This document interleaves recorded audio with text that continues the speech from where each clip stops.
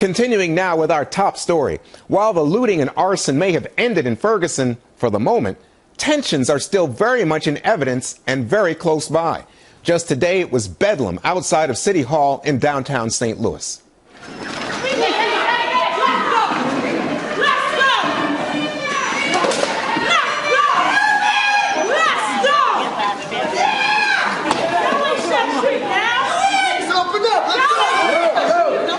Don't touch me, bro. Don't touch me. Y'all thought y'all was shut shit down? We shut shit down. We shut shit down. We shut shit down. We shut shit down. Here now, the police chief of St. Louis, Sam Dodson.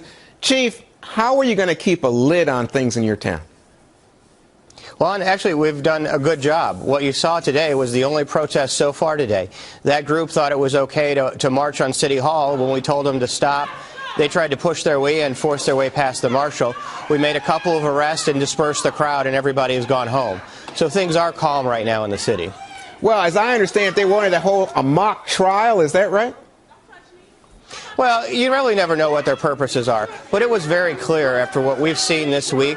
We've had windows smashed, we've had graffiti, we've had fire set, that group wasn't going to get into City Hall because you could see their interaction with the marshal there. They didn't want to come in and just be silent and heard. They wanted to be disruptive.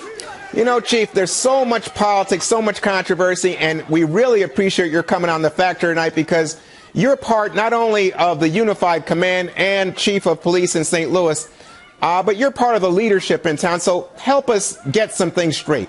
Where was the National Guard on the first night? They're very much in evidence last night, tonight. Where were they that first night? Well, the Guard was out, and they were at key locations, places that we thought there might be looting.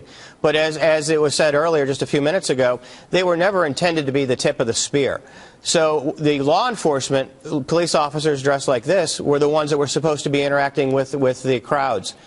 And I don't think anybody ever expected it to be like this. And I think the county chief, who you've seen video, I'm sure of it, has said even if there were 10,000 officers, he's not sure that the outcome would have been any different. So while it's easy to say on Wednesday now, Monday morning quarterback it, and say, hey, it would have been different had the Guard been there, if you look at around in other events, I don't know. I mean, if a crowd is intent on doing something, sometimes they do it. That's why police officers, we respond and we take care of business. We do what we're supposed to. But I don't know if the Guard would have made a complete difference in Ferguson or not. Well, but stay with the politics for a second, Chief. The governor did declare a state of emergency. He put the National Guard in place to be deployed, and then he doesn't pull the trigger. What was that about? That's what's a puzzle to me. Well, but they were deployed. There were Guard that were out. They may not have been at the spot in Ferguson where they were needed, but they were out. But I think you also have to balance that. Sometimes we have short memories. It was just in August where everybody was pretty critical of what the militarization looked like. And so when the verdict came out, everything was calm. Flip it around for a second. Had the Guard been out there and nothing happened, that militarization comment. Our job is to keep people safe. That's why we asked for the Guard. That's why the governor issued the Guard. We're going to keep people safe now. We're doing the best job that we can with the police officers that we have and the Guard. But politics, where were we in August when people were saying, hey, you can't look like you're militarized? Well, wait a second. Guys in fatigues so hold on, Chief. Do you think that the White House, that the Obama folks were on the phone with a Democratic governor in Missouri saying, back off, don't look like you're going to be aggressive here. People have a right to protest, and we're telling you, don't do it? I wasn't in those conversations, so I can't answer that. But certainly every news outlet ran a story that said militarization, what does it look like? There's senators that are holding hearings about militarization. You can't be tone deaf to the conversation. Well, that's fair to say. But did things on that night get out of control? Because obviously you said the police are there to protect folks. Well, lots of folks ended up with their businesses destroyed, property set on fire. You saw it. So what happened, Chief? Why was it more than you anticipated? I think it was more than anybody anticipated. If the Justice Department was in town, churches were holding meetings, people were trying to calm, and there was a sense of calm. There was anxious and anxiety, but nobody expected this. And I think if you look back at Cincinnati, Los Angeles, the other places that have experienced civil unrest, I think that they all saw similar things, but always had an expectation of calm. Nobody has a crystal ball, and so it's very difficult sometimes to say this is what the criminal element's going to do. We responded, and we responded well.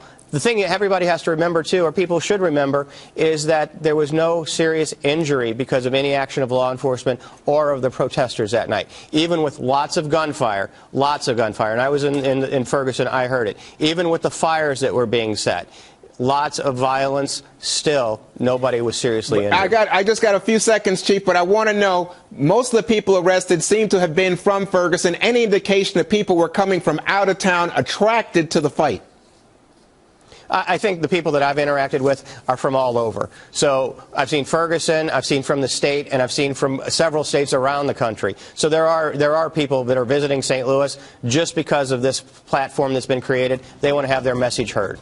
Chief Dotson, thanks so much, and we appreciate your efforts sincerely. Thanks.